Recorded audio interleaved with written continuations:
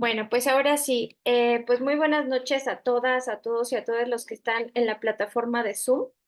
Y bueno, esta noche tenemos, pues ahora sí que la fortuna de tener entre nosotros como ponente a Antonio Ubaldo Dianquín, quien nos va a impartir la tertulia cuyo nombre es El respeto a los demás animales, argumentación ética en sentencias judiciales y normas jurídicas. Antonio es abogado animalista y dedicado a la defensa de derechos humanos en la provincia de Formosa, miembro colaborador de la Fundación Justicia Interespecie de Chile, integrante de la Asociación Latinoamericana de Derecho Animal. Y bueno, entre un currículum enorme y extenso, les puedo decir que tiene diferentes artículos académicos en torno a estos temas de derecho animal. Entonces, pues bueno, los dejo en este momento con Antonio y pues el espacio es todo tuyo. La verdad es que eres bienvenido acá entre el público mexicano y también no mexicano. Y bueno, muchísimas gracias por haber aceptado la invitación, Antonio. Muchas gracias por la invitación, Jackie, y siempre alegre de participar en estos espacios que contribuyen a un mundo no antropocéntrico. Y aprovecho a saludar también a toda la audiencia y colegas de diferentes partes de América Latina que están desde diferentes sitios escuchando. Yo voy a compartir con ustedes un PowerPoint. Díganme si se puede visualizar bien. Bueno, la temática ya se señaló que yo voy a tomar. Voy a tomar un punto de partida, planteando quizás algo que algunos sepan y otros no. La idea de que los sistemas jurídicos, entendido en este caso, cuando hablo de sistemas jurídicos, no solamente hablo de leyes, hablo de costumbres, hablo de sentencias, eh, como fuentes creadoras de normas que regulan las conductas sociales.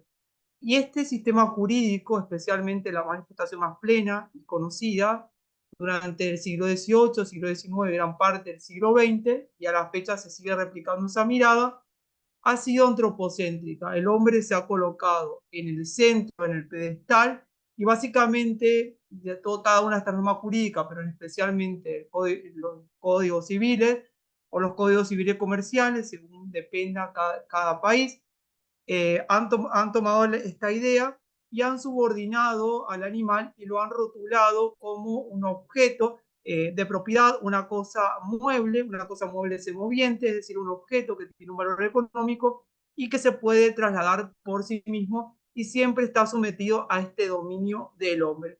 ¿Y cómo ha sido la lógica que ya databa del derecho romano? La lógica ha sido la siguiente. Hay una institución que se denomina persona, para muchos resultará claro que supone la idea de persona, y esta idea de persona, vamos a decir en términos filosóficos, actuaba como un dispositivo. ¿Qué es un dispositivo? Un dispositivo alude a un conjunto de instituciones, discursos sociales y políticos que guardan una determinada finalidad en un sistema político y social. En este caso, este dispositivo, que digamos abarcaba una red de múltiples discursos entre ellos el jurídico, buscaba situar al animal dentro de la subordinación y de la idea de generar una mayor productividad económica dentro de un sistema capitalista inicialmente en formación y en el sistema actual.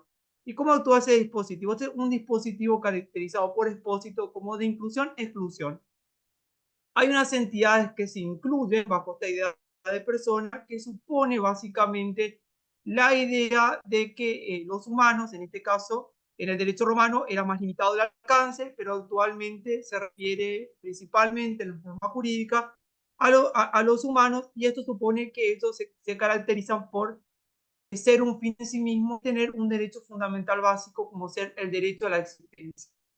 Eso estaba incluido dentro de ese dispositivo y se incluía, digamos, de estos derechos a la naturaleza y más animales quedaban incluidos por, digamos, no reunir determinados atributos, sobre todo y principalmente por estar privado de razón, y en muchos casos la razón era vinculada al alma.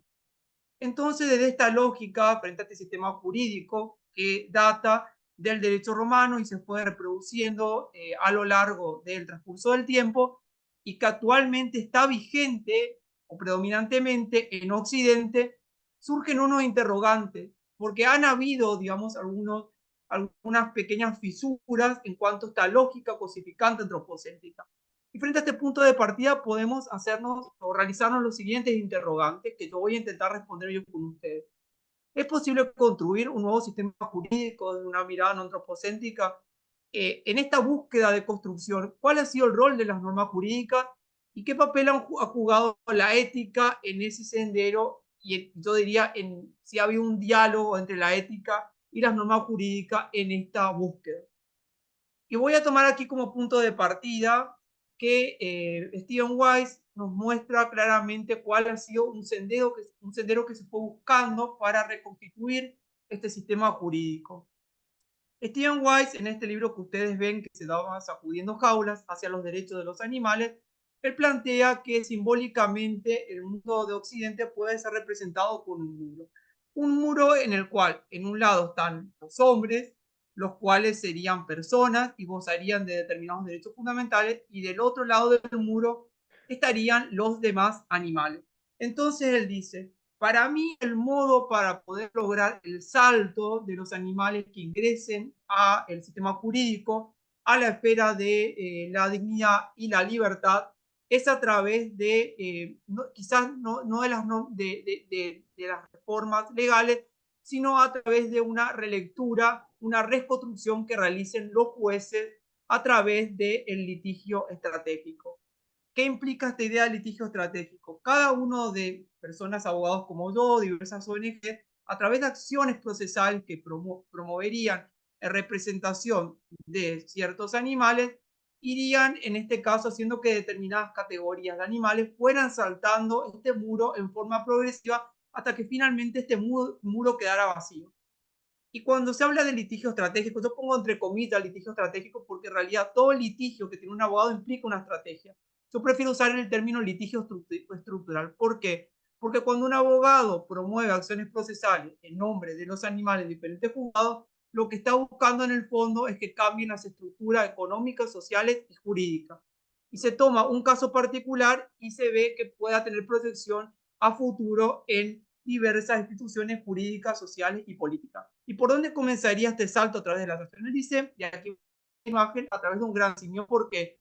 Porque dice la sociedad tiene un gran respeto, simpatía hacia los grandes simios. ¿Por qué? Primero por la cercanía genética y después porque hay una suerte de similitud en cuanto a cierta facultad en lo que hace razón, al lenguaje, a la creación de cultura y a la creación de herramientas. Ese era el camino propuesto por Stephen Wise y empezó a ser seguido por diversas ONG a lo largo de América Latina y de Europa. ¿Y qué hay detrás de esta idea, de esta propuesta de Stephen Wise? Hay la idea del extensionalismo. Cuando yo le hablo de extensionalismo, vamos a ver que el extensionalismo comienza en el plano de la ética en la década del 70 y del 80, cuando diversos pensadores de diversa mirada buscan que se genere un cambio en la consideración moral de los animales.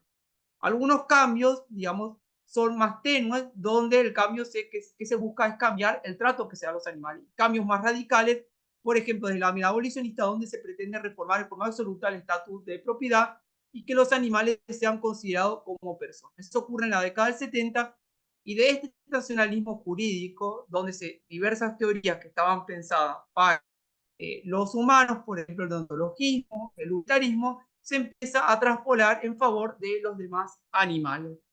Este proceso que había tenido lugar en la ética a finales de los 80 y comienzo de la década del 90, se empieza a buscar extender determinadas acciones que estaban pensadas en favor de los humanos, por ejemplo, una acción de amparo, una acción de habeas corpus. Se busca que sean interpretadas las normas usando determinados conceptos indeterminados, por ejemplo, la palabra persona, la palabra habitante, dar un nuevo sentido y que esa reinterpretación permita que estos animales puedan ser titulares de estas acciones.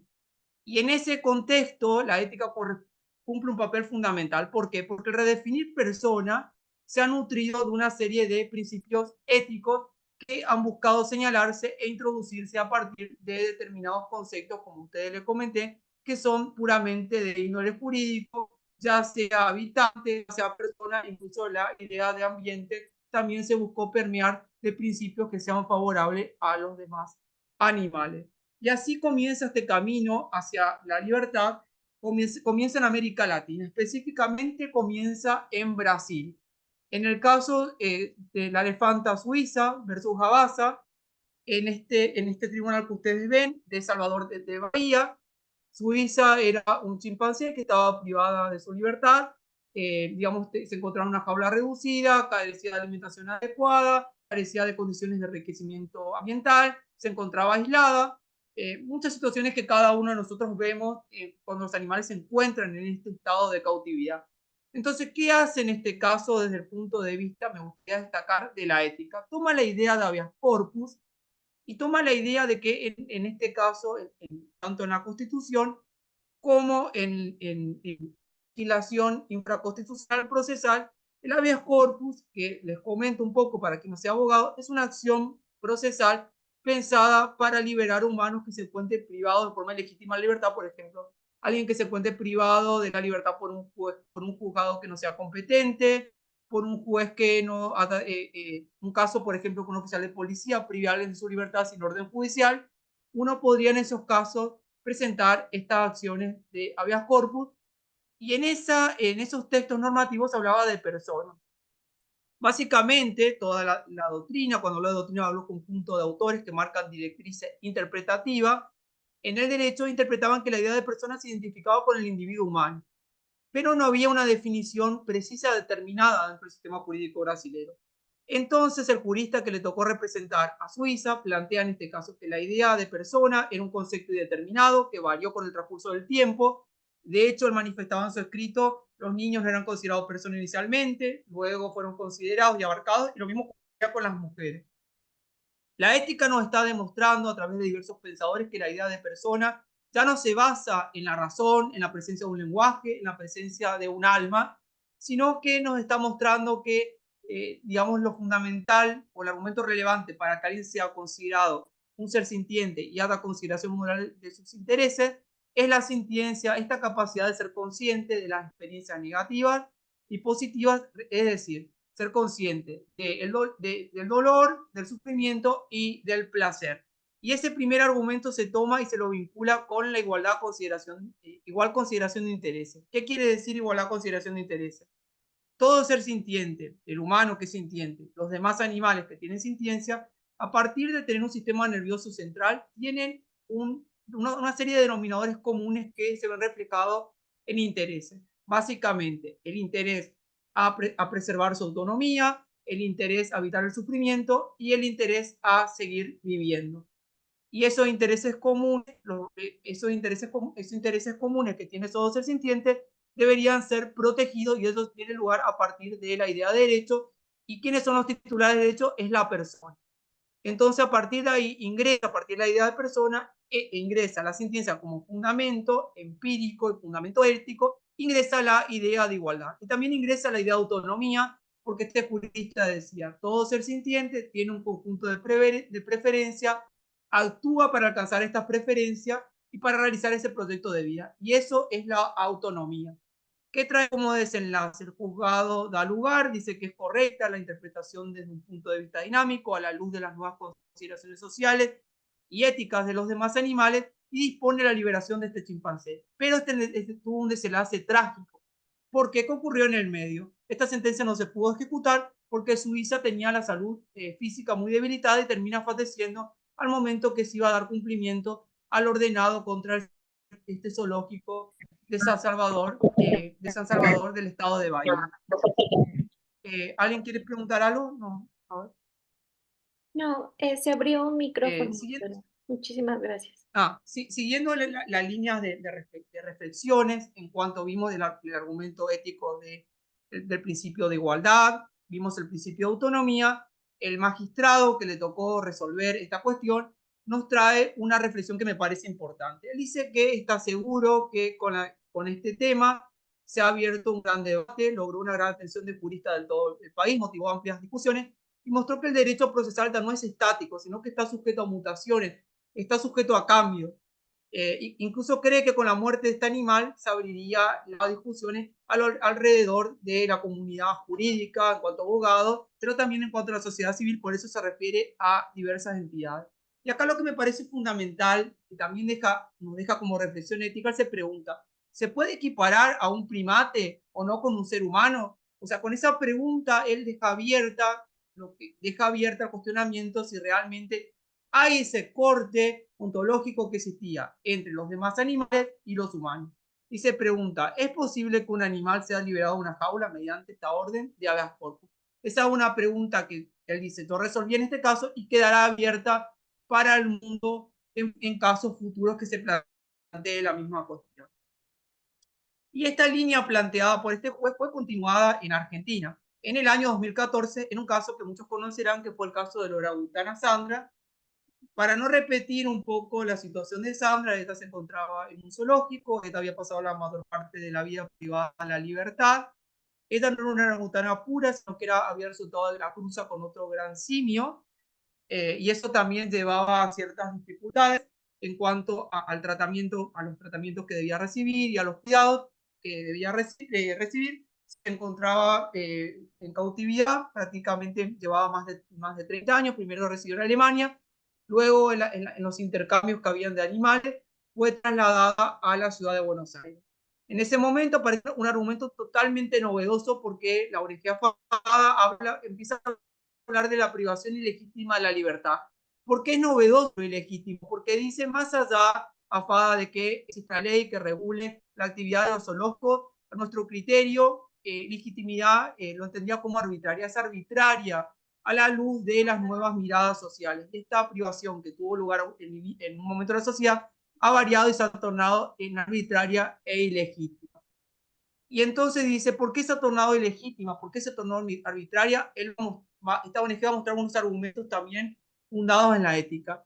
Y algo novedoso, a diferencia del caso de Suiza, en AFADA, que es esta ONG argentina, que es la Asociación de Abogados y Funcionarios, va a hablar de la analogía que había con los esclavos negros, que en ese caso se había manifestado en Argentina, y que los animales también se encontraban en una situación de esclavitud muy similar, y dice, es totalmente contradictorio en un país que en el año 1813 declaró la libertad de vientre y prácticamente 40 años después, con la sanción de la Constitución de 1850, que abolió la esclavitud, termina reconociendo una modalidad de esclavitud la cual no tiene ningún tipo de fundamentación. ¿Y por qué no tiene fundamentación? Nuevamente nos remite a la facultad que hablamos de la sintiencia. Pero además de la sintiencia, aquí incluye un nuevo argumento. Dice, bueno, los humanos y los grandes simios tenemos una similitud, primero genética, en más de un 90%, tenemos un lenguaje, digamos, complejo, estos también pueden aprender un lenguaje de señas, al igual que los humanos, tienen herramientas, tienen grandes organizaciones sociales, la mayoría de los grandes simios, tejen lazos afectivos, tienen procesos de elaboración de duelo, elaboran herramientas y crean cultura. O sea, que aquí introduce esta idea de buscar la similitud en cuanto a las facultades.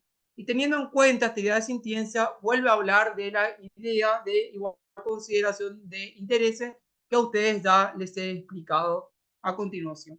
Entonces, CAFADA presenta una acción de habeas corpus, igual que Suiza, atravesó por una cuestión de tiempo, solamente voy a explicar muy brevemente. Esta acción atravesó varias instancias judiciales en las cuales fue rechazada. La cuestión finalmente arriba a la Cámara Federal de Casación Penal. En este caso, la Cámara Federal de Casación Penal dice, bueno, esta materia de habeas corpus que ustedes me traen aquí no es competencia mía, pero aún así me parece que tengo que hacer una declaración importante en lo que me trae a colación AFADA. No voy a resolver la acción de habeas corpus, pero voy a decir esto. A partir de una interpretación dinámica, cuando hablamos de... Acá es importante aclarar una cosa. Los jueces tienen diferentes técnicas para interpretar las normas. Y entre esas técnicas hay, digamos, dos técnicas o dos miradas, vamos a decir. Una primera técnica es, digamos, remitirse al momento histórico en el cual la norma fue sancionada, que se denomina como interpretación originalista. ¿Qué se hace en la interpretación originalista? Un juez se remite al momento que fue sancionada la norma. Si se hubiera interpretado de forma originalista, al momento que se sancionó la ley de habeas corpus, digamos, Sandra sería una cosa. Pero el juez dice, tú voy a tener una interpretación dinámica. Voy a tener en cuenta los cambios que tuvo la sociedad, los cambios políticos, los cambios que hay en la ética. De esta mirada, los animales no son cosas, sino que son sujetos de derecho. O sea que aquí por primera vez se empieza a hablar de la idea de persona a nivel judicial en Argentina, con los alcances que tiene esta idea de persona. Entonces, habiendo señalado un poco los hechos, la jueza Liberatori, digamos, adhiere a la mayoría de los hechos que habían argumentado la ONG, digamos, fundamentalmente. Y acá quiero hacer una pequeña aclaración, que luego de este habeas corpus, AFADA opta por una estrategia más amplia y opta por una acción procesal más amplia, que es la acción de amparo. ¿Por qué más amplia? Porque esta es una acción que uno puede promover en favor de una persona cuando se restrinja cualquier derecho humano más allá de la libertad, o sea, cuando se restrinja la vida, se restrinja el ambiente, se restrinja el derecho a la autonomía, el derecho a la autorrealización, el derecho a la socialización. Entonces se optó por esta vía porque permitía proteger a los demás animales de todas estas vulneraciones que existían dentro de un zoológico que van más allá de la libertad. Entonces, la jueza, teniendo en cuenta los hechos que ustedes les comenté, que adhirió a los hechos que había manifestado AFADA, toma una serie de ejes argumentales. Vuelve a hablar de la idea de la personalidad, esta idea de la personalidad que quiero aclarar que va vinculada, vamos a decir, esta idea de que todo ente es un fin en sí mismo, que es inviolable y que no puede estar sometido a un dominio de otro. Vuelve a ser retomada esta idea de la personalidad como fin en sí mismo y como no dominación. Y acá lo que dice la jueza, dice, va a tomar la idea de sintiencia y va a decir que es indudable que la vida y la dignidad de todo ser viviente, si bien está completamente desagregada en el ordenamiento jurídico, porque habla de personas no humanas, eso no impide que esta idea de persona pueda ser interpretada desde un punto de vista dinámico, abarcando a cualquier ser sintiente, como lo ha hecho el código francés, que tenía también estas dos categorías, y luego este código francés interpretó que también dentro de la idea de persona podían ser abarcados los seres sintientes. Y luego esta idea, obviamente en el código francés, fue volcada una reforma donde reconoce la condición de ser sintiente, aclarando que en ese código, y aquí hay un error de parte de la jueza, porque en ese código se ubica a los demás animales como bienes, pese a que habla de sintiencia, más bien habla de seres sensibles. Entonces, habiendo manifestado esta cuestión, esta reinterpretación, esta idea de la dinámica de las categorías jurídicas, esta dice, y parte de la idea de la igual consideración de los intereses, dice esta idea de la personalidad, de la misma sintiencia, se desprende que estos animales, al igual que los humanos, tienen un interés en no sufrir de modo necesario.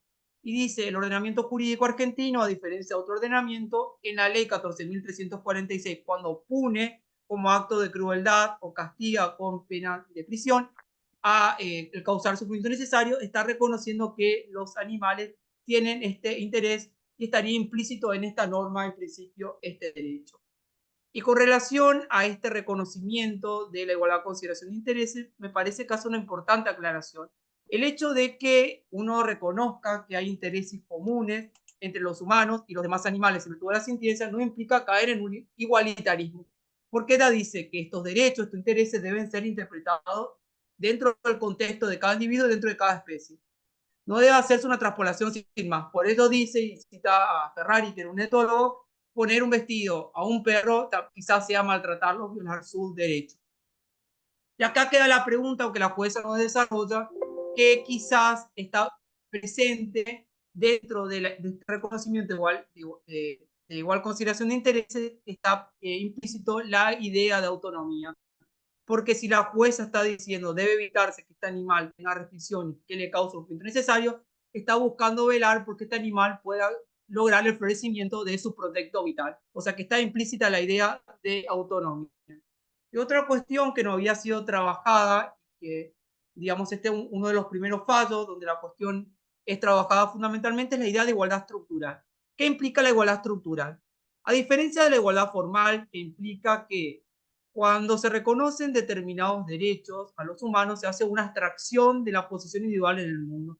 O sea, se reconocen derechos más allá del sexo, de la edad, de la condición física. Se hace como una abstracción, se coloca un velo de la ignorancia, diría Rawls, de esa condición. Pero hay, digamos, en determinadas circunstancias que este velo puede ser perjudicial. ¿Por qué digo perjudicial? Porque este velo muchas veces impidió proteger, por ejemplo, a las mujeres de cierta violencia patriarcal que había. Las mujeres tenían determinados derechos básicos reconocidos, pero en términos prácticos, vamos a decir, la estructura económica, política y social había llevado a una distribución desigual de determinados bienes jurídicos, por ejemplo, el acceso al mercado.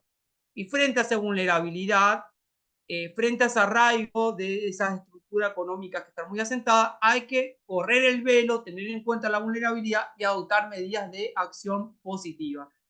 Y estas medidas de acción positiva, vamos a ver que son materiales, pero también las hay simbólicas. Y esas simbólicas, ustedes ven en materia de género, son los cambios en el lenguaje. Y acá lo que dice la doctora Liberatori, dice, bueno, acá hay algo, el lenguaje que legitima esta dominación histórica, social y política. Entonces yo voy a buscar, al reconocer personas, desnaturalizar y problematizar el modo que se piensa a diario, pensamos los animales cuando los clasificamos y usamos las categorías. Entonces acá hay que quebrar la desigualdad, la dominación, la dominación y el sometimiento que están o se encuentran los seres sintientes. Eso va a permitir un cambio en nuestra vida cotidiana, en nuestra sociedad. O sea que este elemento me parece clave, la idea de igualdad estructural. El lenguaje quiebra estructura más allá de la medida concreta que se adopte, como puede ser en este caso la liberación o no del animal. ¿Y qué consecuencias prácticas, más allá del cambio del lenguaje, que podría generar en la sociedad trajo? Como consecuencia trajo que a Sandra se le reconozca su condición de persona y en virtud de esa condición sea titular de derechos, que se garantice determinada calidad de vida a este animal y que se evite actos de maltrato o crueldad que generen un sufrimiento innecesario. Y la jueza acá hay una de las ordena, en lugar de en varios casos que se ordena la liberación, lo que dispone en este caso la jueza que se readecue el recinto para que este animal no deje, no continúe sufriendo. O sea, hacer cambios en cuanto al enriquecimiento, ver si puede dotarse de una compañía, de otro gran signo. Y digamos, este tipo de cuestiones, como la que estoy señalando, llevó a que se cuestione esta sentencia, tiene como sesgo antropocéntrico. ¿Por qué? Porque la idea de persona supone que un individuo es un fin en sí mismo, no puede ser sometida su vida, su libertad a intereses de otros humanos. Pero acá el radical el sitio está diciendo, bueno, Sandra puede ser sometida a uso, puede ser sometida a exhibición, hay que mejorar las condiciones para evitar abusos de derechos. Entonces, no, el animal parecería que es una persona, pero al reconocer un uso hay como una grave contradicción argumental en la definición que da de la persona. ¿Por qué? Y esta confusión viene ¿por qué? Porque muchas veces varios juristas, y actualmente continúa esta confusión, se identifica ser sintiente, la sintiencia, que es una condición biológica, se identifica con persona, pero la personalidad supone la sintiencia, pero supone que esta sintiencia trae como consecuencia en el plano de la ética el valor inherente. O sea, todo animal tiene un valor más allá de la utilidad o beneficio que pueda generar el humano. Entonces hay esa confusión que existe ante la jueza, entre persona y ser sintiente. Y el reconocimiento en realidad, volviendo al inicio, sería más ser sintiente que persona. Y acá yo me pregunto, ¿el maltrato es compatible con la noción de persona? No, la idea de persona, si nosotros tomáramos cada uno de los convenios de derechos humanos internacionales que integran o son ratificados por nuestros países, la idea de persona supone, en principio, esta idea de no dominación, no ser objeto de esclavitud, no ser objeto de servidumbre, como dice la enmienda número 13 de la Constitución norteamericana. Entonces, ese es un grave problema que presentaba a nivel argumentativo. Y otro caso, que yo no voy a desarrollar muy profundamente los hechos, porque se trataba de un gran simio, también Cecilia, que se encontraba privada de su libertad en un zoológico en la provincia de Mendoza, en Argentina, donde aquí también esta ONG AFADA que les mencioné actuó en favor de este gran simio, en favor de sus derechos fundamentales. Y aquí, a diferencia del caso Sandra, el argumento animalista, que no lo voy a reiterar, donde remite a la idea de persona, igual que de consideración de intereses, la idea de libertad, todas las cuestiones que ustedes les señalé, la idea de no sometimiento. ¿Sí? ¿Alguna pregunta? Dame un segundo, Sí. Antonio. Les pediría de favor si pueden cerrar sus micrófonos porque eso interfiere con charla. Muchísimas gracias. Ya puedes continuar, Antonio. Sí, no sé si quedó claro. Bueno, le decía que hubieron dos ejes, un eje animalista, donde se trabajaron varios de los ejes que mencioné anteriormente, y hubo un eje ambiental. AFADA aquí introduce la cuestión ambiental. ¿Y por qué lo hace? Ellos manifiestan que, como en el ordenamiento argentino, el animal no se menciona como sujeto de derecho propiamente, se hace una idea extensiva en cuanto a la interpretación, como estrategia para asegurar que este animal pueda ser liberado de esta situación de esclavitud dentro de un zoológico, se parte de la idea del ambiente. O sea, se dice, la Constitución reconoce el derecho humano al ambiente, a su preservación, y, digamos, está implícito que cuando se proteja el ambiente, se protegen también los intereses de los animales que lo componen, los cuales son componentes bióticos. Es una visión, digamos, antropocéntrica y en ese punto de vista y que ingresa al tema de los deberes indirectos. O sea, a través de preservar un derecho humano, a través de garantizar un deber que tiene que cumplir el Estado a favor de los humanos, voy a proteger los intereses de los demás animales. Y siguiendo un poco esta lógica, vamos a ver qué hace la jueza. La jueza acude aquí a un principio ético de que viene de la ética ambiental, el principio de la protección integral del ambiente. Este principio supone que el ambiente es un sistema donde cada uno de sus elementos están entrelazados y la afectación de uno de sus componentes afectaría a la totalidad del sistema. Eso en cuanto a la dimensión física, pero en la Constitución argentina habla de que el ambiente abarca también las relaciones políticas, económicas y culturales que uno tenga con el ambiente. Y eso se conoce como la arista cultural del ambiente. Entonces, cuando se debe preservar el ambiente, la integralidad del ambiente, hay que preservar estas dos dimensiones. Y aquí dice algo que no se había mencionado en ninguna sentencia a la fecha.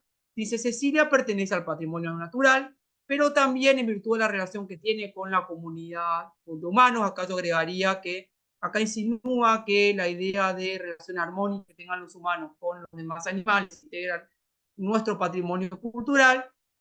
Eso lo deja implícito, y esta idea de que cuando se ve afectado el ambiente, se ven afectados sus componentes, lleva a la idea de que hay que preservar el bienestar del animal.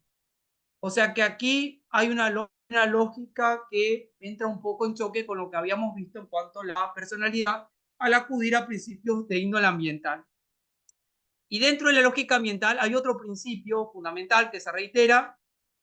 A fin de preservar la integralidad del ambiente, hay que evitar la continuidad de los daños que se han generado o evitar que daños futuros se produzcan. Y esa finalidad de prevención que debe buscarse prioriza, en este caso, la absoluta prevención de los daños a futuro. Y se debe evitar que prosigan los actos continuados. ¿Por qué? Porque los daños que se generan en el ambiente son, digamos, muchas veces están diseminados en diversos sectores, difícil determinar el sector, y vamos a decir, están continuados a lo largo del tiempo y de la geografía. Entonces, ese principio se señala que era vulnerado, y el principio de protección integral del ambiente. Pero los argumentos animalistas aquí avanzan, y me parece, ahora vamos a ver, bastante más radical que la jueza Liberatori. Yo diría que más que principio que uno podía encontrar en Liberatori, el principio de bienestar, cuando hablaba de evitar el sufrimiento necesario, aquí se habla de un principio de descosificación. ¿Por qué? Porque vamos a ver más adelante, con las medidas que dispone, aquí se va a considerar plenamente o se va a tomar en serio el valor inherente del animal. Se va a hablar de la sintiencia que ustedes les mencioné y va a reiterar este argumento referido a la genética, a las similitudes genéticas que hay entre los humanos y los demás animales. Y acá va a acudir un argumento que se había insinuado en el caso Sandra, se habían señalado algunas capacidades complejas, pero no se había profundizado o detallado. Acá directamente va como argumento la jueza a trabajar la idea de la teoría de las mentes similares. ¿Qué quiere decir esto? Para Francione nos menciona que muchas veces en las argumentaciones los humanos están buscando que los animales sean un espejo de sí mismos y reflejen cada una de las características complejas que tienen los demás animales. Como van a ver acá, yo no voy a leer todo, se mencionan algunas características como la inteligencia, la conciencia, la creación de cultura, el lenguaje y el uso de herramientas. Yo me voy a adelantar acá un poco a las críticas. Este argumento para mí de las mentes similares es peligroso porque hay muchos animales que no tienen muchas de estas capacidades, pero aún así son seres sintientes. Esto puede ser un peligro y puede ser una apertura a la restricción de los derechos, este argumento ético que nos trae la jueza en esta sentencia. Más allá de estos problemas que hay con un enfoque ambiental y este enfoque de las mentes similares, vamos a ver que las juezas se toman en serio el principio de igualdad. ¿Por qué? Esta dice, yo voy a profundizar muchas de las críticas que se hacen a la idea de igualdad entre los demás animales y los humanos. Hay una postura que dice, los animales no pueden ejercer sus derechos por sí mismos porque carecen de lenguaje. Y esta jueza dice, pero ojo, hay que prestar mucha atención. Hay un montón de humanos, ya sea niños, ya sea discapacitados, que no ejercen sus derechos por sí mismos. Son asistidos por los padres, son representados en los juicios. Personas que tienen discapacidad ocurre la misma situación. Esto se conoce como casos marginales y nos ilustra la gran contradicción que hay entre el mundo humano y los demás animales, con lo cual sería una incoherencia, por lo cual se refuta este argumento. Y luego hay otro criterio que alude, bueno, los hombres son superiores porque tienen un alma, porque tienen genes diferentes, pero este argumento es totalmente irrelevante porque es innegable hoy con la experiencia etológica que la sintiencia está presente en los demás animales. Y este es un principio, vamos a decir, tautológico o circular, porque sería como afirmar que por el hecho de ser hombre uno tiene mera superioridad. Y acá lo que hace a partir de esta idea de igualdad empieza a reconstruir la noción de persona. Ya les hablé de la sintiencia, pero acá hay un concepto que me parece clave. La jueza Mauricio, de este caso, profundiza la idea de autonomía. ¿Por qué? Porque ustedes habrán visto que Elena Liberatori nunca nos habló de la libertad ni del derecho a la libertad, nos hablaba del abuso, nos hablaba de un uso legítimo, uso ilegítimo. En este caso dice, bueno, un animal tiene un proyecto de vida y en virtud de ese proyecto de vida, persiguiendo sus preferencias, tiene que tener libertad. Y acá nos dice literalmente, decir que la libertad no es inherente al mundo animal es cerrado en tanto la privación de la libertad a la que se somete el animal no viene dado por la naturaleza. Esta dice, un animal fue siempre libre, fue la voluntad del hombre, es una creación cultural esta privación de libertad y el hombre busca argumentos para legitimar y racionalizar esto. Y incluso dice, es el hombre quien racionalmente captura, caza y coloca en cautiverio a los animales. Estos animales nacen libres, o sea, la esencia del animal silvestre es en este caso la autonomía y el hombre es responsable de esta situación. Luego la jueza nos hace una descripción del tamaño de la jaula, del aislamiento que tiene el animal, la carencia de enriquecimiento y la jueza acá advierte una cosa. En varias sentencias, como el caso de Sandra, dice, había un problema. Parecería que cuando dice vamos a adecuar el lugar hay que tener una jaula más grande. Y la jueza se pregunta, ¿va usted a una jaula más grande? Y la jueza dice, no, la respuesta es negativa. Lo adecuado y correcto es que los hombres, con la razón que le asiste, cesemos el cautiverio, la exposición y sometimiento a los animales. Hay un derecho inalienable, natural, que el animal viva en libertad, a nacer en libertad y pueda conservar esta libertad. Entonces, aquí hay algo también que aparece, la idea de derecho natural, derechos que están más allá de la ley y derechos que deben ser plasmados en la legislación y deben ser reconocidos y que nacen de la misma naturaleza sintiente, en este caso del animal, y ellos es la libertad, uno de esos derechos. O sea que aparece aquí también una suerte de naturalismo en esta argumentación ética y es más radical la idea de persona. La idea de persona supone el grado máximo de libertad para esta jueza. Y de esta mirada, ¿qué consecuencias prácticas trae? Si este animal se declara libre, dice, bueno, el animal no puede permanecer más en este recinto. Hay que garantizar el máximo grado de libertad en un sitio que lo permita. Probablemente el animal no pueda volver a su hábitat, entonces el sitio que mejor puede garantizar cierto grado, el mayor grado de autonomía del animal, es un santuario y dispone el traslado al santuario de Sorocaba. Pero tomándose en serio la idea de que todos los animales son iguales en derecho, no se limita solamente a Cecilia. Dice, todo ser sintiente que está privado de cautividad debe ser tenido en cuenta. Si bien yo en este caso no voy a poder disponer la liberación de todos los animales, voy a exhortar a la legislatura que tenga en cuenta estos argumentos para que dicte una ley donde se disponga el cierre del zoológico. ¿Por qué? Porque hay una situación de desigualdad estructural que requiere medidas positivas del Estado. Entonces aquí se ve que hay una radicalidad en cuanto a la idea de persona y en cuanto a la idea de libertad. Así que ese es el valor de que trae esta sentencia. Y luego de esta sentencia hubieron múltiples sentencias donde se reconocieron sujetos de derecho principalmente a mamíferos, porque el problema que hay es las dificultades para reconocer a peces y a reptiles como seres sintientes, porque siempre en el medio de la mirada de los jueces se introduce esta idea de la cercanía genética y se introduce la idea de las capacidades complejas. Esa es una de las grandes limitaciones que surge y es uno de los grandes desafíos que me adelanto a comentar. Y bajo esta idea, en un caso que fue conocido como el caso Caniche, que yo voy a contar muy brevemente, eran un grupo de caniches que se encontraban, digamos, hacinados en un criadero en Argentina. Se inició una causa, un proceso penal por causación de sufrimiento necesario. El juez, digamos, da lugar a la investigación, es condenada a la persona dentro del juicio, pero ¿qué ocurrió con la persona? La persona tenía un problema psiquiátrico, fue declarada inimputable porque se decía esta persona no se puede aplicar la sanción porque esta persona no comprende la criminalidad de la acción en virtud de estas circunstancias. Es condenada esta persona, no cumple la pena de prisión por esta especial circunstancia de discapacidad mental, pero en el medio surgía la cuestión de que esta persona, habiendo sido, vamos a decir, absuelta por esa circunstancia especial, surgía el problema que tendría que ser restituida, como dice el juez en esa sentencia, al propietario, yo diría cuidador responsable. ¿Y qué pasó en ese momento? La ONG decía, bueno, estas disposiciones que hablan de restitución de las cosas cuando finaliza el juicio, cuando finaliza el juicio, hay esta particular circunstancia, esta persona que es inimputable, no es aplicable. ¿Por qué? Porque este código procesal no habla de cosas. Esta categoría no está prevista y frente a esta laguna debe ser redactado el código procesal. El juez le da razón a la ONG y dijo, toda una serie de sentencias reconocieron esa condición de los animales seres sintientes y estos son sujetos de derecho. Y en virtud de esa idea, se debe respetar su vida y su dignidad. En virtud de estas circunstancias, las normas procesales de restitución de cosas no se aplican. Yo voy a otorgar, para preservar estos derechos de este animal que sufre nuevamente violencia, voy a otorgar la guarda definitiva a la ONG. Ustedes ven en este caso que se apeló nuevamente a la sentencia, al interés de no sufrir, al derecho a la vida y vamos a decir, y a la calidad de vida.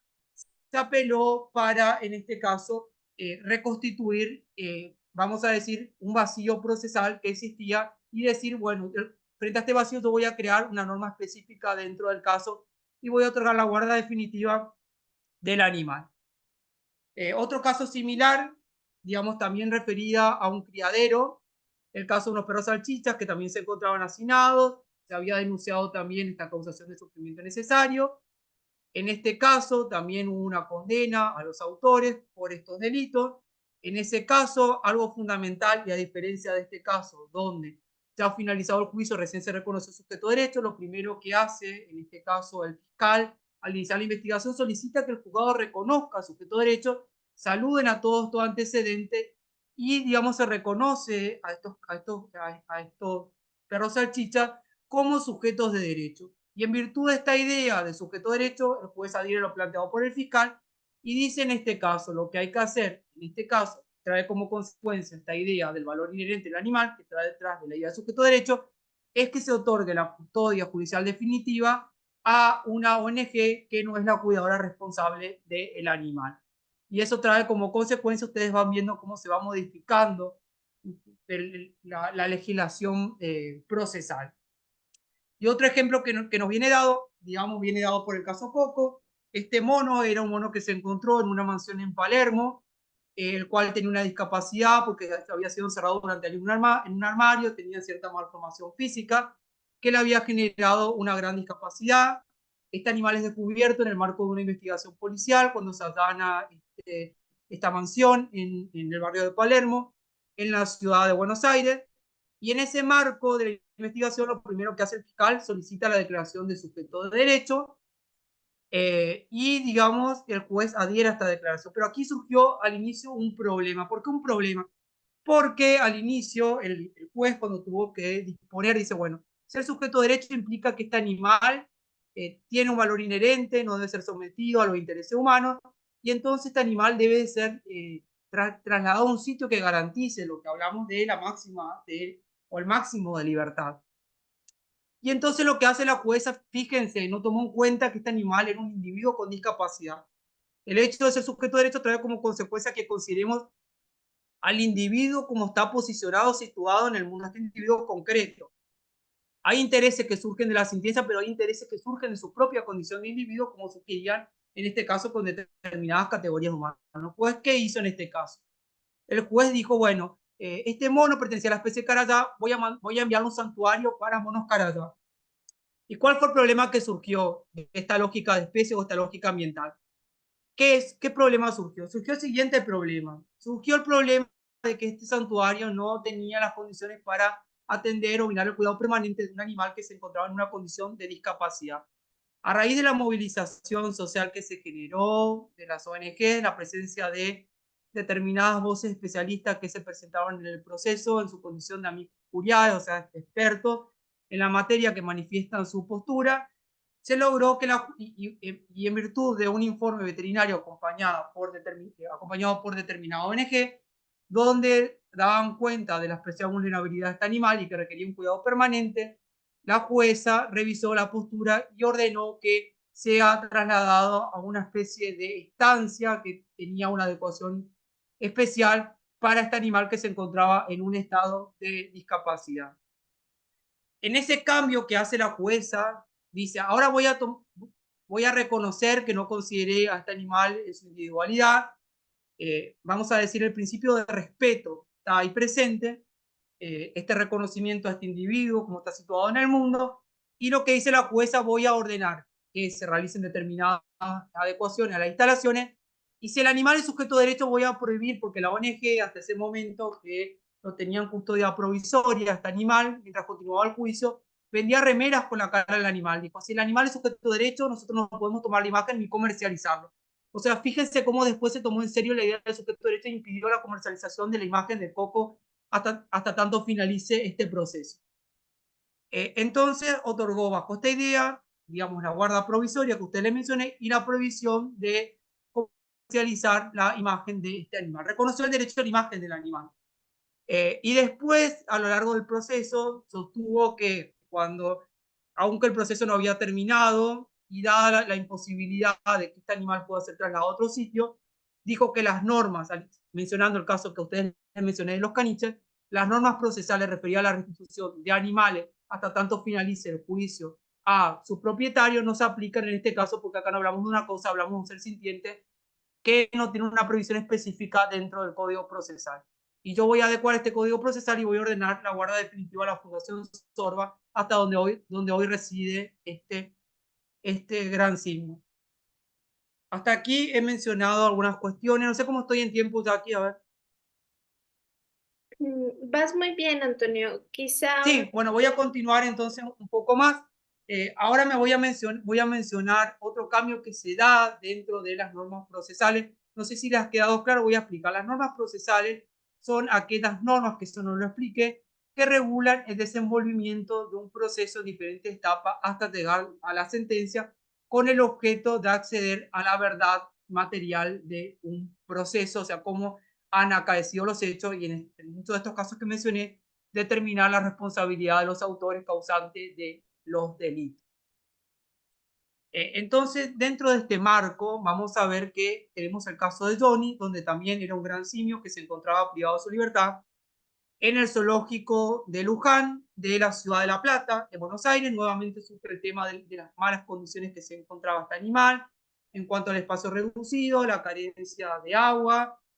Aquí se menciona el estrés constante que era sometido el animal, porque digamos, este zoológico recibía constante visita y se agregó en este caso que incluso el propietario del zoológico permitía que las personas a través de determinado personal ingresen incluso a la jaula donde se encontraban los animales. Imagínense el grado de estrés que les generaba en este caso. En este caso, la ONG que presentó, que era Protecto Gran Simio, cambia su mirada. Ustedes, no sé si alguien conoce Protecto Gran Simio, era una ONG que estaba enfocada básicamente en la defensa de los derechos de grandes simios, pero tenía una mirada particular en cuanto a la idea de persona. Para ellos, el hecho de que un animal sea persona implica que un animal sea sintiente pero tenga autoconciencia. Y la autoconciencia implica cierto grado de complejidad de conciencia donde quedarían incluidos cierto número de animales. Aquí lo que hace Protector Garciño cambia su mirada, porque dice, bueno, yo voy a poner un mayor énfasis en la idea de sintiencia, es el único criterio moral relevante, para el reconocimiento de la personalidad, o sea, da un giro a una ONG que uno podría considerar que era, vamos a decir, neoespecista, en palabras de Gary Francione, por el criterio que tomaba para el reconocimiento de la personalidad. Y trae algo interesante esta ONG, dice, bueno, yo sé que hay muchas corrientes éticas, pero cualquiera sea la corriente ética que mire, o sea, que defienda los derechos, vamos a decir, los intereses de los animales de modo, vamos a decir, más tenue y modo más radical, hay un consenso entre cruzados. ¿Por qué dice esto? Porque el bienestarismo nos dirá el uso legítimo siempre que no se genere sufrimiento necesario. Aquí el utilitarismo condenaría esta cautividad de este animal porque es clarísimo el sufrimiento necesario. Por otro lado, menciona el abolicionismo, donde se cuestiona directamente el uso del animal. Aquí es muy claro que un animal que es exhibido, que es objeto de comercialización, es, vamos a decir, un objeto del comercio. Entonces, se habría una condena y una violación al derecho a ser objeto de propiedad que sostiene el mismo abolicionismo. Y después menciona, Protecto Grancimio, la teoría ética de Marta Nussbaum. Marta Nussbaum decía que la dignidad muchas veces era interpretada de modo muy abstracto. Esta dice que para mejor comprender la dignidad hay que apelar a Aristóteles y la idea de florecimiento de capacidades que están en potencia. Un individuo debe tener la posibilidad de que se brinden las condiciones materiales y vamos a decir inmateriales para que pueda desplegar su proyecto de vida. Por ejemplo, pueda concretizar, actualizar su capacidad de juego, socializar, pueda actualizar su vida, su salud y así Está, múltiples capacidades mira, y vamos a está decir dando casos de... características que están presentes en el animal y dice, bajo esta lógica de todas estas variadas corrientes éticas, y menciona otras más, está la idea de que es inmoral y luego menciona bajo esta idea la propia ley 14.346 y la idea de persona, que también está en la Constitución, y agrega aquí la idea de habitante, que esto es una novedad. La idea de habitante dice debe ser interpretada en forma dinámica porque habitante es todo ser sintiente que reside en el territorio de un país. No habla de un habitante humano en la Constitución argentina ni ninguna de las constituciones que existen en nuestros diversos países de América Latina en las que hable de habitante, en otras habla de persona, y entonces en esos casos también la norma jurídica se podría apoyar en estas corrientes éticas cuando interpretamos en forma dinámica estas normas jurídicas. Y entonces agrega aquí que tomando estos fundamentos éticos, estos fundamentos normativos, debemos proteger a este animal frente a la vulnerabilidad. Y frente a la vulnerabilidad, aquí se da un gran cambio. Ustedes fíjense, volviendo, si recuerdan al inicio, que la jueza liberatoria esperó hasta el final del juicio para ordenar la readecuación de la jaula o del recinto.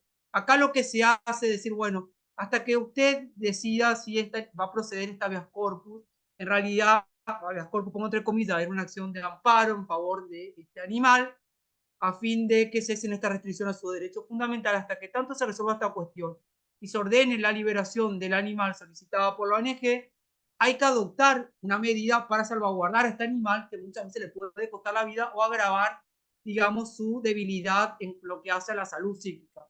Y entonces lo que dijo, teniendo en cuenta esta vulnerabilidad, teniendo en cuenta esta idea de igualdad material, o sea, vamos a correr este velo, vamos a tener en cuenta esta vulnerabilidad, teniendo en cuenta esta vulnerabilidad, dice, yo voy a ordenar que antes de que finalice el juicio, quiero que hasta que se dicte la sentencia definitiva, se radecue este recinto, se garantiza este animal, el enriquecimiento ambiental, se amplíe este sitio, se dé una mayor iluminación y se evite que este animal continúe expuesto al público. O sea que hay un avance y se adelanta, digamos, en la etapa del proceso donde este animal, en este caso, digamos, estaba excluido o se lo excluyó del ámbito, o se busca excluir del ámbito del comercio, lo cual es un gran avance y en cierta medida el juez está anticipando que este animal es un sujeto de derecho. Fíjense cómo una medida cautelar que estaba pensada para humanos, el juez pensó en el caso concreto de decir voy a salvaguardar a este animal frente a un peligro en la demora en que yo pueda tardar en resolver y frente a una verosimilitud en los derechos que están siendo vulnerados como la vida, como la autonomía, como la salud, voy a adoptar una medida en el medio hasta tanto se efectúe el traslado y que puede estar la adecuación que hasta la fecha está vigente, este proceso aún está en trámite. Y vemos aquí algunos argumentos, además de la vulnerabilidad, habla de la igualdad, de la consideración de intereses, que a ustedes les mencioné, y habla la idea de la dignidad del animal, Y acá agrego una cuestión. Sumado a ello, la jaula, triste palabra, volcar en una decisión judicial. Fíjense, triste palabra en una decisión judicial. Está considerando privar a un animal es algo inmoral porque atenta contra la dignidad del animal. Y dice, donde se encuentra lo denigra hasta lo más bajo de la condición. O sea, hay la idea de que esto no es digno para el animal, privándolo de toda actividad social, afectiva, lúdica y física. Fíjense ustedes, a diferencia del caso Sandra, ya no agrega solamente la vida, la salud, agrega que este animal tiene una capacidad de juego y el juego es tan importante en este animal como en el humano. Y dice que pueda pensarse en beneficio de su existencia. Acá habla, fíjense, de la idea de valor inherente. Hay que pensar siempre cuando se adopta la medida, siempre teniendo en cuenta el valor de este animal, este valor que tiene el mismo, pensar en el beneficio para el animal en sí mismo. O sea, está la idea de valor inherente y acá está la idea de ofrecimiento de las capacidades. Fíjense la cantidad de argumentos que hay presentes de parte del juez que fueron suministrados por la ONG y que el juez recoge el guante, aunque no hace un gran desarrollo, lo deja abierto y si alguien conoce esta teoría ética queda muy clara esta manifestación del principio de dignidad, del principio de autonomía, del principio de igual consideración de intereses. Y luego desarrolla también la idea de protección integral del ambiente en razón de que este animal integraría el ambiente tanto en su dimensión natural y cultural, mencionando las sentencias que a ustedes les mencioné, y para proteger o preservar este principio debe adoptarse esta medida de readecuación del recinto. Hasta aquí vimos varias cuestiones que hacen a la reconfiguración y ahora vamos a ver desde la mirada del buen vivir. ¿Por qué? Porque hay, digamos, ahora vamos a ver que, digamos, a partir de las reformas constitucionales, yo me voy a remitir aquí a Ecuador, pero también ocurrió en Bolivia, se empieza a cambiar la mirada de la naturaleza. Esta constitución va a recoger, es muy complejo definir en este momento, con tan poco tiempo, la idea de buen vivir, pero te voy a decir que el buen vivir se presenta como una alternativa de vida, un reordenamiento general de la sociedad. Es un paradigma que busca, vamos a decir, regular en forma integral, reconvertir al conjunto de las relaciones total con la sociedad. Esto estaba presente, vamos a decir, en la mirada de pueblos indígenas andinas, pero la Constitución busca que se recoja en su mismo texto constitucional y que esta mirada también se expanda a toda la sociedad ecuatoriana y se entre en diálogo con esta mirada. Y fíjense que el mismo texto de Ecuador nos habla de celebra la naturaleza, celebra la Pachamama, de la cual somos parte y vital para nuestra existencia. O sea, aquí se habla del principio, no solamente Pachamama, al decir que es una madre, estamos diciendo que es algo que no se puede vulnerar, violar, está el principio de inviolabilidad y de sus componentes también, y está la idea también de la complementariedad. La naturaleza nos complementa y nosotros las complementamos, conformamos un todo. Por eso se habla de parte vital para él. Y en virtud de esta idea de la inviolabilidad, del valor que no puede estar sometido a beneficio del hombre, surge la idea de que en este capítulo que ustedes ven, que la naturaleza Pachamama se considera un sujeto de derecho y tiene una serie de derechos básicos, aunque otros surgirán según las diversas circunstancias, como el derecho a reproducirse, a realizar la vida, al respeto de su integridad o protección integral, al mantenimiento y regeneración de cada uno de sus ciclos, estructuras, funciones y procesos evolutivos. ¿Qué pasaba hasta ese momento? Quedaba claro en esta constitución que la naturaleza es sujeto de derechos, pero muchos sectores decían, bueno, esta visión es holística y surgen muchos interrogantes, que acá les traigo un interrogante que se van a plantear en el caso Teresita. Surge el interrogante, ¿el valor de los animales surge por pertenecer a la naturaleza? ¿Tiene un valor instrumental con relación a preservar el equilibrio de la naturaleza? ¿O realmente hay un valor inherente de los demás animales dentro de esta visión? Como ven aquí, más o menos les planteé algunos de estos interrogantes en esta pregunta que ustedes ven. Y ahora les voy a contar un poco el caso de la mona estrellita, donde surgieron estas preguntas. La mona estrellita era una mona choronga que había vivido más de 18 años con una familia. Vamos a decir que esta familia no le brindaba alimentación adecuada, la disfrazaba, la vestía como si fuera un niño más, o un humano más, un niño humano. ¿Y qué pasó en el medio? Una llamada anónima que realizaba a lo que sería el Ministerio de Ambiente en Ecuador motiva la intervención de este ministerio adopta una medida cautelar, allana el domicilio, secuestran, vamos a poner, aunque ese es el término procesal, aunque no sería correcto desde el punto de vista no antropocéntrico, porque secuestro se habla para cosas, la secuestra y es trasladada a un centro de rehabilitación, la misma Estrellita. La familia se, vamos a decir entre comillados familia, porque yo creo que un animal silvestre no debería integrar una familia y debemos rechazar cualquier forma de mascotización. Un animal silvestre es un animal que debe tener autonomía o, si se quiere, soberanía. Y entonces, ¿qué ocurría en ese caso? Frente a esa cuestión, la familia presenta una acción de habeas corpus diciendo que una privación ilegítima de Estrellita. Estrellita tenía un vínculo socioafectivo con ellos, integraba una familia multiespecie y se había vulnerado el derecho a la igualdad, igual consideración en este caso de los intereses, del interés de no sufrir, porque dice que la separación de Estrellita de su familia, entre comillas familia, generaba un gran sufrimiento a la misma y que, digamos, de la idea de naturaleza, si la naturaleza es un sujeto de derecho, también son los componentes que la integran sujetos de derecho y tienen un valor inherente por participar en esta naturaleza. Y esos eran los argumentos que dio esta familia. La habeas corpus atravesó diversas instancias. En cada una de estas instancias fue rechazada la acción, la cuestión llega a la Corte Constitucional. ¿Y qué ocurre en el medio? En el medio, Estrellita fallece cuando la Corte Constitucional tiene que decidir. Pero la jueza dice, la corte dice, yo voy a decidir de todos modos porque esta cuestión es relevante, es novedosa y es susceptible de repetirse en el transcurso del tiempo en la sociedad ecuatoriana con esta constitución vigente, con esta mirada no antropocéntrica. Y entonces, desde esta mirada no antropocéntrica, donde está presente el principio de descosificación, vamos a decir que entra a analizar esta corte la cuestión.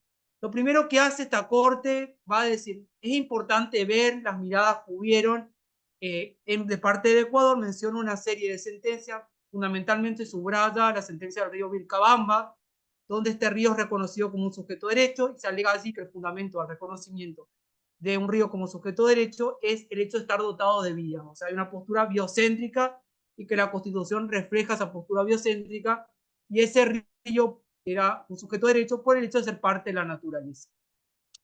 Entonces, estos antecedentes nos hablan de que toda la comunidad biótica integra la naturaleza y es sujeto de derecho. Tomando todos antecedentes, tomando algunos antecedentes de la Corte Interamericana de Derechos Humanos, donde esta idea está implícita, voy a decir que Estrellita es un sujeto de derecho por ser parte de la naturaleza.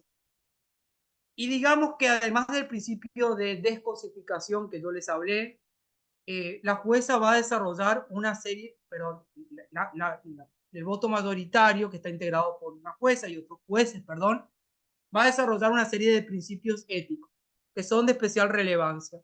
Primero nos va a hablar de un principio que vamos a decir que ético, el principio interespecie, que este principio, ¿qué implica? Implica que cuando alguien deba resolver un caso, debe realizarse un aterrizaje en cómo está situado en el individuo concreto. Ya habíamos visto en el ejemplo de Estrellita que nosotros nos situábamos en el estado de discapacidad que estaba Estrellita para ver cuáles eran los derechos y cómo debían garantizarse todo el derecho. Y acá la jueza dice específicamente, no es lo mismo el interés de un cóndor que el interés de un delfín rosado. Ese aterrizaje en el individuo, en la especie del individuo, nos va a llevar o nos va a permitir concretizar los derechos o concretar los derechos. Y luego está el principio que data de, vamos a decir, del derecho ambiental, pero la jueza dice, la jueza y otros jueces que recogen estas miradas dicen lo siguiente. Dicen que si bien este principio proviene del derecho ambiental, la Constitución ecuatoriana no considera a los individuos aislados, los considera dentro de una comunidad viviente, dentro de una red de vida. Y dentro de esa comunidad de vida hay que preservar la armonía que hay en ese todo, en esa realidad holística que es la naturaleza. Hay que preservar ese equilibrio. Y eso es lo que debe buscarse en cada uno de los análisis del equilibrio entre el individuo y el equilibrio entre el todo. Luego alude, vamos a decir, al principio de respeto. Cuando hablamos de principio de respeto, aquí, digamos, lo vincula a respetar, vamos a decir, ciertas libertades básicas que debían respetarse durante ciertas etapas que había desde que el individuo se encontraba junto con esa familia hasta el traslado a ese centro de rehabilitación. Básicamente dice que este principio de respeto fue vulnerado porque la familia no brindó una alimentación adecuada, no trasladó a este animal a su hábitat, tuvo graves problemas de salud que pudieron haber influido en que este animal fallezca. Durante la separación de la familia no se hizo ningún estudio etológico para determinar si era viable el traslado, si requería un periodo de, vamos a decir, de adecuación del individuo para el traslado. Y, digamos, en ese centro de rehabilitación tampoco se garantizaron las libertades básicas. O sea que hubo una violación del principio de respeto. Y luego desarrolla la idea del principio de autonomía y señala que el principio de autonomía supone que un animal tiene un proyecto de vida que debe estar libre de cualquier interferencia humana. ¿Y, y cuál es la interferencia humana en este caso? Dice que es la domesticación. Dice, las consecuencias de la domesticación y la humanización no solo se manifiestan con relación a las dimensiones poblacionales, es decir, en cuanto a esta dimensión ecológica que surge del principio de interpretación ecológica, sino que afecta al individuo en sí mismo porque se generan violaciones directas a su derecho a la libertad y al buen vivir en lo que hace a la alimentación, al hábitat y al desarrollo adecuado del comportamiento, entre otros derechos. Hasta aquí vemos los desarrollos que hace de determinados principios éticos. No sé cómo estoy en el tiempo. 5 minutos, Antonio. Bueno, voy a intentar ser bastante rápido aquí, unas cuestiones. Y bueno, algunas de las críticas que se hacen, los problemas que trae esta mirada holística. ¿Por qué los problemas que trae? Porque esta mirada tiene que muchas veces, mirando el equilibrio animal, se pueda permitir que ciertos animales sean vulnerados, violados sus derechos y se consideren, por ejemplo, a estos animales se los rotule, en este caso, por el daño que puedan generar al ambiente, como plagas, categorías que responden a categorías antropocéntricas. Y a la vez, esta sentencia incluye en la falacia de Hume, ¿por qué? Porque dice que si los animales, digamos, en la naturaleza se alimentan de otros animales, el hombre, por ser omnívoro, debe alimentarse de los demás animales. Lo que hace aquí, hace un salto de la dimensión del ser, la realidad biológica, y pierde de vista que el ser humano tiene una dimensión del ser, una dimensión por la cual es libre de aceptar principios, por los cuales debe asumir la responsabilidad moral y por la cual es consciente de asumir esta responsabilidad moral, y a partir de esta conciencia que tiene el hombre y esta responsabilidad moral, este hombre puede asumir y es consciente de lo que implica el principio de descosificación, la idea de valor inherente.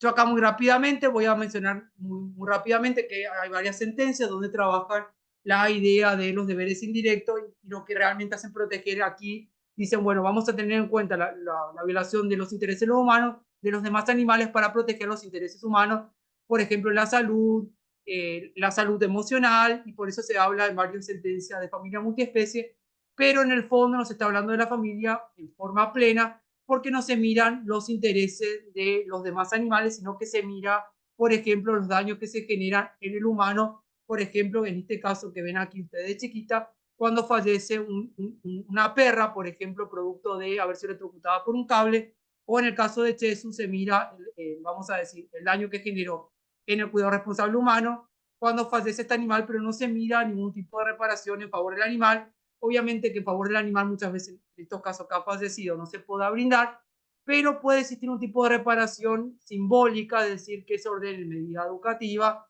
determinados monumentos orientados a evitar la prevención de estos daños a futuro. Y no se mira propiamente al animal, sino que se mira a preservar, en este caso, la afectación que se genera al vínculo que tenías tu humano cuando digamos, fallece un animal, se violan sus derechos y se protege la aflicción o el sufrimiento y se busca que se repare el daño en el humano, en toda y cada una de estas sentencias. Y después hay en varias sentencias que yo no las voy a desarrollar, donde el enfoque que se adopta es puramente ambiental, donde dice vamos a proteger al animal por ser parte integrante del ambiente y se aplica un principio de protección integral, de prevención de daños, como ocurrió en el caso del monototi, en un caso referido a, en este caso, la caza de ciertos patos que dice otros animales autóctonos que habían tenido lugar sin realizar los estudios biológicos previos para determinar si era viable la caza o no, pero allí siempre se miró proteger el ambiente, el derecho humano al ambiente. Entonces, estas sentencias reflejan una mirada antropocéntrica y es un camino que quizás deberíamos evitar seguir, que es explorado, o sea, lo que hace la protección integral del ambiente y la prevención de daño al ambiente, que es otro principio ético.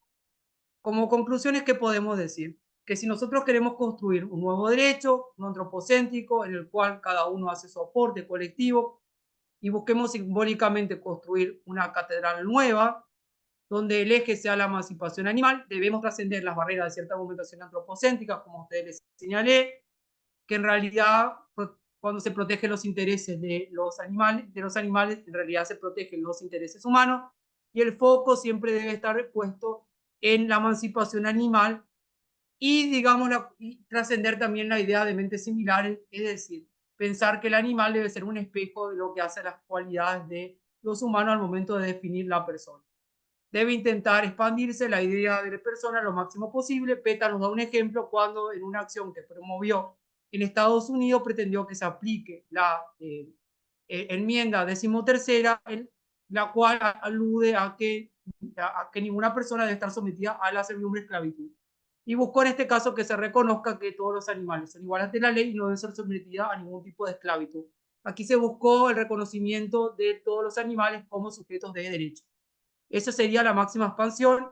Y no quiero dejar de señalar que el derecho por sí mismo, para ser performativo, para transformar realidades, debe nutrirse o complementarse con la labor educativa, que es la que va a generar la revolución del corazón. Quiero cerrar con una frase de Leslie Cross, y que debe ser nuestro móvil en cada uno de los activismos en el jurídico y de todos los que aquí activan, y el cual será, la sociedad claramente ha salido del lado libertadores, lo que buscamos en este caso no es tanto el bienestar como la libertad. Nuestro objetivo no es hacer que la relación actual entre el hombre y el animal sea más tolerable, sino abolirla y reemplazarla por algo más digno del alto patrimonio del hombre. En resumen, nuestro objetivo es liberar a las criaturas, devolverlas al equilibrio y la cordura de la naturaleza, que es su lugar legítimo, y así poner fin al mal histórico cometido cuando el hombre decidió por primera vez que tenía derecho a explotarlas y esclavizarlas. Muchas gracias. Hay ciertas cuestiones que por ahí quedaron pendientes, que no sé si se lograron entender. Muchísimas gracias, Antonio. Realmente fue una charla sumamente jugosa. Hay muchos elementos que habría que meditar. Realmente me quedo con tu conclusión sobre cómo extender pues todas estas normas jurídicas hacia un punto de vista un tanto más biocéntrico. Pero bueno, tú eres el experto en estas cuestiones de derecho. Dentro del público que tenemos en este momento en la plataforma de Zoom, ¿hay alguien que quisiera hacerle una pregunta a Antonio? ¿Algún comentario? ¿Alguna duda? Si es así, pueden alzar su manita. Aparezco yo, pero es otra persona que le pasé el enlace, así que no Ah, ok. preocuparte. Muy bien. Bueno, la persona que levantó la manita puede preguntar.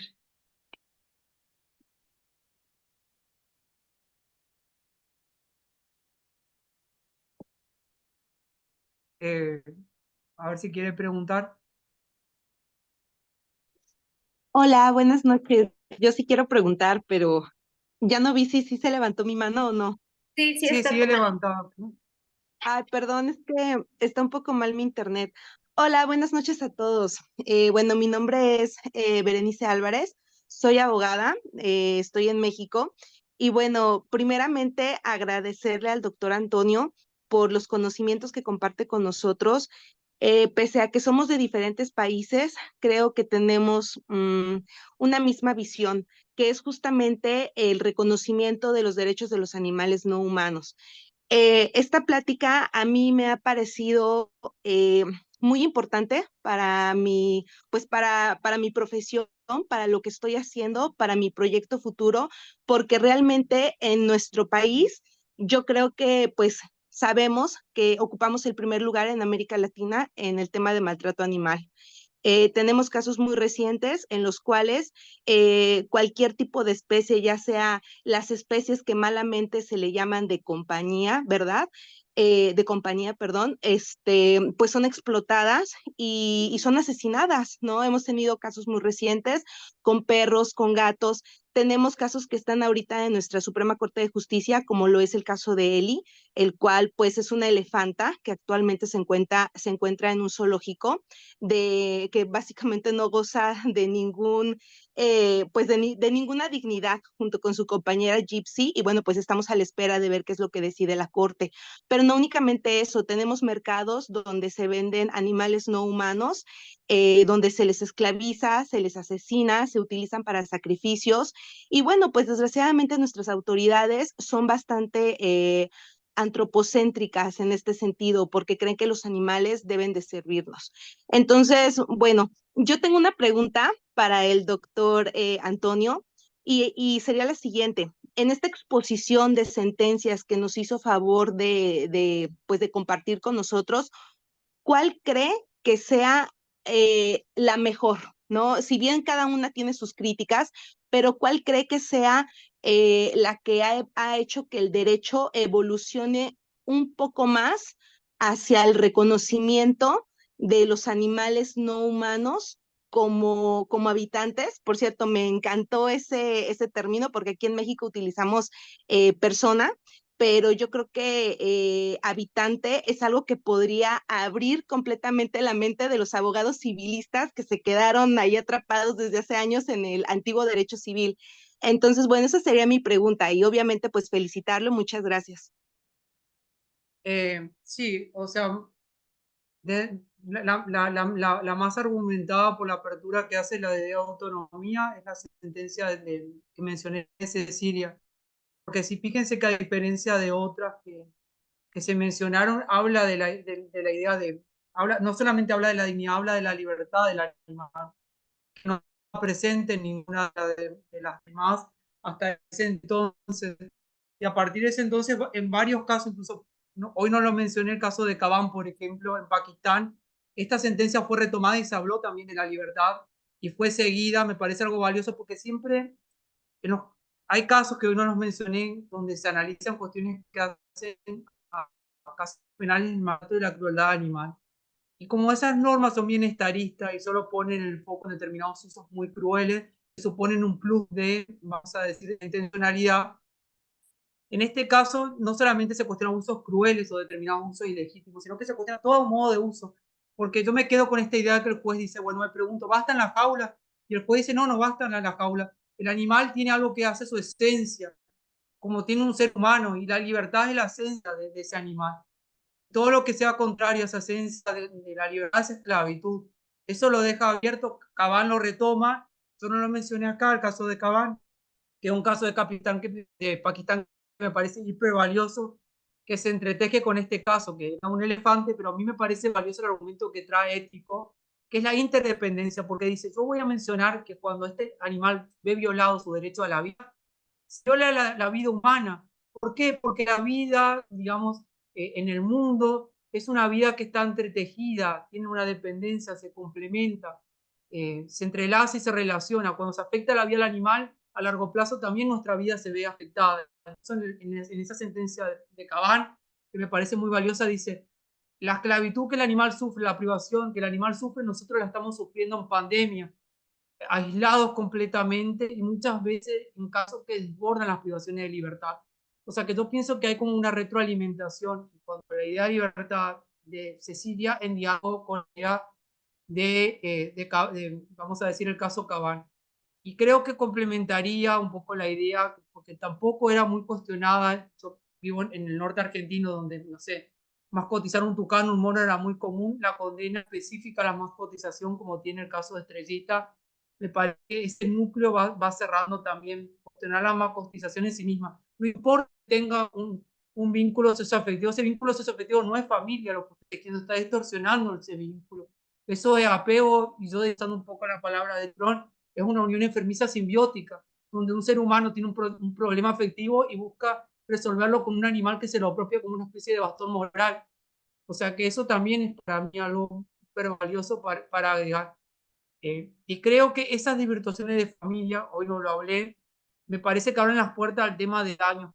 Cuando, bueno, vos sos abogada, Berenice, Y los abogados siempre cuando plantean el tema de la reparación de daños de un animal, piensan en los daños que se generan a nosotros los humanos, el sufrimiento que nos genera, el tratamiento que requerimos del psicólogo, pero a nadie se le ocurre plantear la inconstitucionalidad de decir, no, el daño que importa es el mal que sufre, si está vivo realmente, por ejemplo.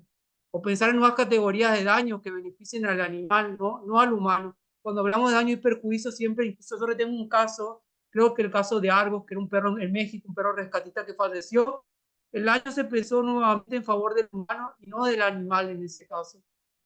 En lugar de decir Argos perdió su vida, si el animal no va a recibir el beneficio, pensemos alguna medida que busque evitar este sufrimiento, pensemos en alguna medida simbólica que esta persona específicamente ordene un tipo de reparación, alguna actividad voluntaria en una ONG, alguna actividad educativa, financiar un monumento. O sea, pensar esas proyecciones en nuevas categorías de daños, como por ejemplo empezaría la Corte Interamericana, y creo que eso también abre esta idea también, que se abriría a partir del caso Estrellita y el cuestionamiento a la mascotización, debería cuestionar desvirtuaciones de familia multiespecie y pensar cómo ver el daño en este caso si consideramos que el animal es miembro de una familia. Porque yo leí hace poco a Iván Gaitán, que es un filósofo colombiano, el cual dice, ojo, ustedes muchas veces miran a la familia a veces puede ser opresiva. En la antigua Roma, el pater sometía a todos los miembros de la familia. Pensemos en un modelo de familia que permita la autonomía de ese miembro de la familia. Ojo, hay que tener mucho cuidado. Acá hay muchos modelos, muchas maneras. Por ejemplo, el caso que di al inicio, cuando al animal se lo disfraza, es un modo opresivo de un interés que no satisface el animal. Es un animal. Y así por eso hay que ser muy cuidadoso y abre esa idea. Por eso digo que hay como el primer eslabón viene en Cecilia por la profundidad. Muy incipiente era Sandra, pero tenía esos graves problemas. Entonces se van tejiendo diferentes escalones. Creo que por ahí lo importante, ya que se mencionó un desafío que da los pasos, tejer una mirada biocéntrica que respete al individuo, que tome esta idea que en la comunidad viviente la individualidad no se va a disolver, que el derecho a la existencia va a ser algo prioritario, porque ocurre esto de que se disuelve, incluso en esas sentencias se habla como la legitimidad de un control violento sobre especies que van creciendo, que se llama especie exótica. O sea que ese desafío también queda, y sobre eso sí queda algo abierto, no hay sentencia que a fecha trabaje en esa cuestión, más allá del enfoque ambiental. Bueno, es un poco la idea que me expandí relacionada con las cuestiones. Muchísimas Muchas gracias. gracias. Mira, en el chat te felicitan, te comentan que fue una excelente ponencia, Charlie, y también Natalia Ivana también te felicita. Y Lourdes Victoria comenta lo siguiente y pregunta, ¿cómo podrían reconocerse legítimamente derechos a los animales explotados como ganado? Desde un punto de vista abolicionista, las acciones por liberar y resguardarles está justificado. Sin embargo, em, dichas acciones directas son penadas porque se consideran ilegales. Mi incomodidad es el asunto de la consideración de la propiedad privada por sobre el derecho a la vida total. Me gustaría saber su opinión al respecto. Muchas gracias por la ponencia. Sí, acá voy a empezar por una cuestión fundamental. Hay ciertas cuestiones que están dentro del ordenamiento jurídico que, como le dije al inicio, el desafío vendría a intentar hacer uso de estas acciones de habeas corpus o amparo, buscando expandir determinadas categorías de animales, porque hoy se ha dado fundamentalmente en animales silvestres y en animales que integran la familia multiespecie, yo lo digo para desplazar esa idea de animal de compañía que para mí es cosificante. Y entonces esa lógica deberían a largo plazo poder intentarse esas acciones. ¿Qué va a pasar en yo que es consciente? Muchas veces la suerte de una depende de la interpretación que haga un juez. Y bueno, un juez tiene muchísimas técnicas interpretativas, porque muchos autores hablan de una alquimia interpretativa. No todos los jueces van a adoptar esta interpretación dinámica. Hoy la colega mencionó en el caso de Ali, por ejemplo, la idea de persona fue rechazada completamente, pese a que una constitución de la Ciudad de México habla de ser sintiente, que podría darse una puerta de entrada. Entonces, uno siempre se va a encontrar con esa dificultad. Creo que uno deberá ir intentando progresiva, a través del litigio probablemente, pero se va a encontrar con esta dificultad, digamos, dentro del caso. Un avance más radical para poder cambiar eso sería que una constitución reconozca a un animal dentro de la comunidad política. ¿Qué digo reconocer en la comunidad política? Reconocerlo como sujeto de derecho. ¿Por qué sujeto de derecho? Porque nosotros los humanos tenemos varios intereses, digamos, pero fundamentalmente tenemos el interés a la libertad y el interés a la vida, digamos, y a no sufrir. ¿Cómo se protegen esos intereses? En el derecho, entendiendo que un derecho, así muy, en forma llana, un derecho es un interés jurídicamente protegido. ¿Cómo se protegen esos intereses? A través de la idea del derecho a no ser objeto de propiedad. Si nosotros tomamos cada uno de los tratados internacionales, ustedes van a ver la idea de la provisión de la esclavitud y servidumbre. Ejemplo, pacto de derechos civiles y políticos. Entonces, ¿qué hay que hacer? Reconocer sujetos de derecho a los demás animales. Pero aquí va a haber otro problema. Supongamos que se logra una sanción constitucional, se diga los animales son sujetos de derecho, nos vamos a encontrar la barrera, y que esto lo tuvo la sociedad norteamericana. ¿Por qué iba a la sociedad norteamericana? Porque en la Constitución norteamericana originariamente se hablaba de los humanos como personas, pero cuando los jueces interpretaban, decían, no, no, esto no abarca a todas las personas negras no son personas realmente, están excluidos de esta categoría. Entonces vamos a encontrar que los jueces van a buscar manera de restringir la idea de personalidad. Entonces, si queremos cambiar esa situación, hay que reconocer, obviamente, jurídicamente, pero acá la clave es la educación. El sistema educativo tiene que tener un fin claro, emancipatorio, abolicionista, donde se transmita esta idea del sujeto de derecho y tenga este foco de emancipar y no decir, bueno, un avance será regular, reducir el sufrimiento, o sea, tener siempre ese foco dentro de la educación para poder generar el cambio de esta mentalidad, tanto en la sociedad como en los jueces, porque si no nos vamos a encontrar con esta dificultad que el derecho va a perder el carácter performativo. ¿Por qué? Porque el derecho no solamente es un espejo de la sociedad, sino que el derecho puede cambiar conductas y realidades, pero debe ir de la mano de la misma sociedad para que tenga conciencia de obligatoriedad. Y eso va a surgir a partir de la educación. O sea que a nivel, hoy fundamentalmente para mí en el primer plano está la educación que genera la revolución del corazón y que va a permitir cimentar a largo plazo esta idea de sujeto de derecho en la Constitución. Yo no hablo de Código Civil porque para mí los derechos fundamentales de la comunidad política están en una Constitución más que en un Código Civil. Para mí eso debería ser la base del reconocimiento del animal más allá de la sentencia. O sea que hay diferentes estrategias, vamos a encontrar, va a haber un largo recorrido y siempre, vamos a decir, las raíces van a estar en la educación.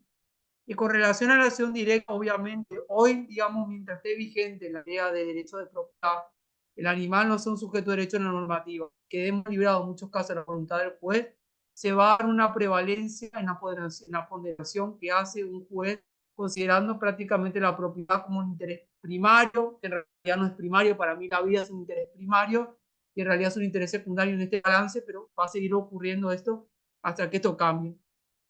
Más allá de eso, creo que en los casos que los activistas, como yo abogado, veamos personas que ejerzan acción directa, creo que es fundamental que ejerzamos la defensa hacia esas personas, buscando causales de justificación que estén en las leyes de legítima defensa, estado de necesidad, para justificar el accionar de cada uno de estos activistas. Porque al permitir que estos activistas no sean castigados, estamos permitiendo también que se empiece a quebrar en forma progresiva el status quo a nivel social y político. O sea que eso también es como una estrategia bastante relevante desde lo jurídico. No sé si respondo un poco a la respuesta.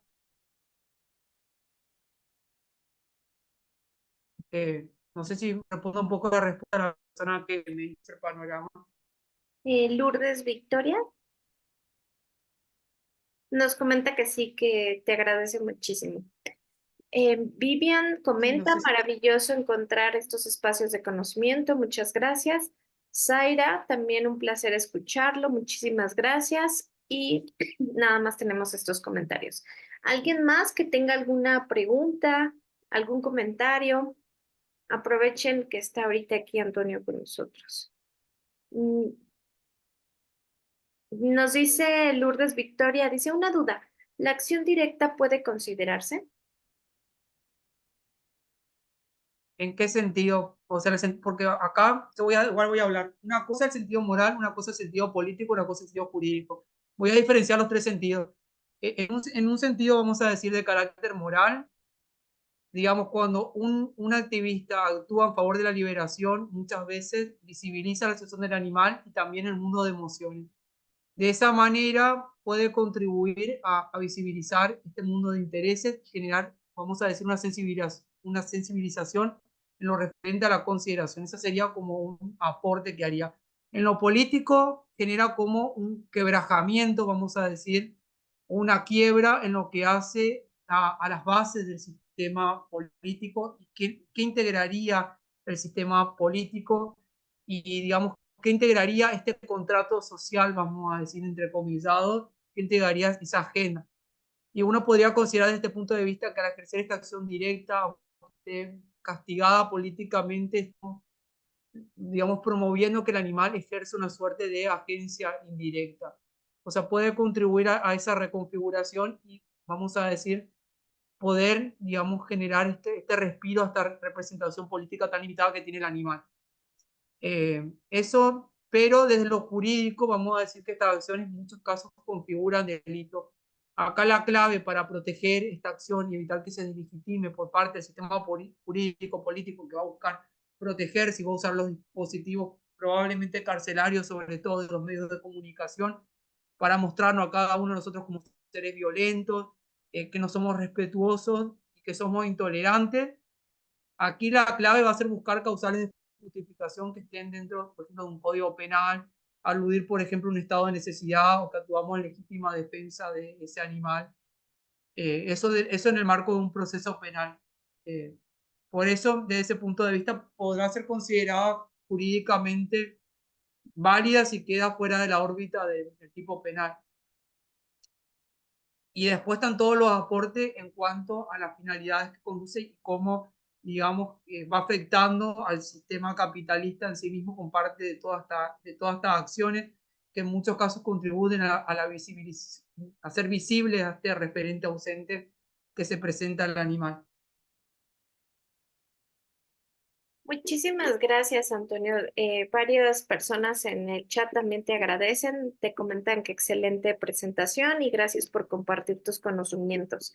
Bueno, pues miren, esta tertulia está siendo grabada y la vamos a subir al sitio de Bioética y Ambiente por si quieren volverla a revisar o compartirla, porque bueno, como vieron, nos dio muchísimos detalles que sería muy interesante volverlos a ver con más calma. Y bueno, recuerden que pueden encontrar nuestras tertulias grabadas en nuestro sitio oficial de Bioética y Ambiente. En un momento les comparto la liga para que se puedan registrar, porque recuerden que para poderlas ver se tienen que registrar primero al sitio. Posteriormente, pues ya podrán ver toda la oferta educativa y todo lo que estamos haciendo con este proyecto de divulgación llamado Bioética y Ambiente. No sé si haya alguna otra duda, algún comentario, alguna otra pregunta antes de despedirnos.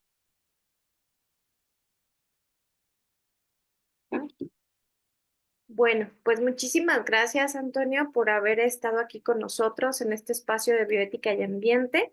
Y bueno, y también por pertenecer a esta comunidad que ha ido creciendo poco a poco y sobre todo porque estamos pues unidos buscando pues el florecimiento, el buen vivir pues de todas las formas de vida, ¿no? Y entre más fuerza, pues ahora sí que fuerza y soporte y apoyo mutuo tengamos, pues digamos, en relación con la naturaleza, pues podemos hacer más cosas. Entonces, pues muchísimas gracias. En breve te mandaré tu constancia. Muchísimas gracias. No, Y nos vemos próximamente en nuestra siguiente tertulia con el tema de bioética social y qué es lo que se está haciendo en un penal, con respecto a educación en bioética. Entonces ya veremos, ya vendrán o verán el cartel. Muchísimas gracias. eh, muchas gracias, Jackie. Saludo a toda la audiencia y siempre celebrando estos espacios que permiten constituir otro mundo, nunca más al uso de los demás animales. Sí, muchísimas gracias. Que tengan excelente fin de semana largo y buenas noches.